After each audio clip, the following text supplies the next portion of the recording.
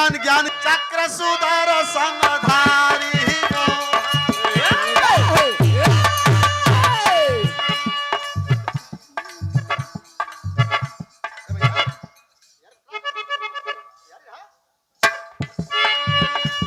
आप हैं श्रीमान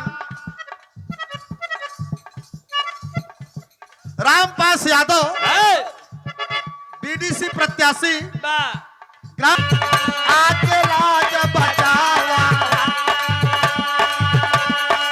छड़म दूर करा दुख स्वामी सब कई बिगड़ी बनावा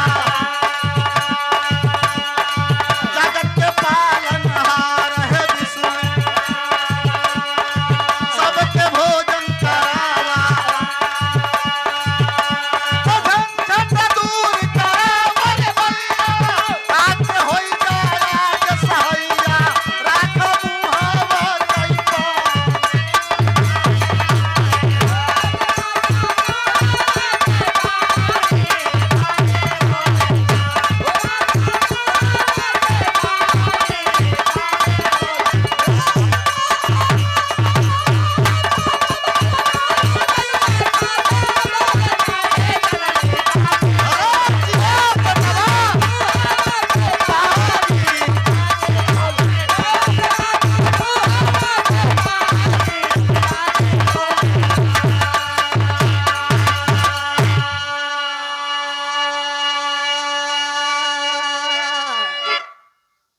बारे दुनिया बिरहा जगत का कोना कोना आदमी चला जाता है, कीर्ति अमर होती है।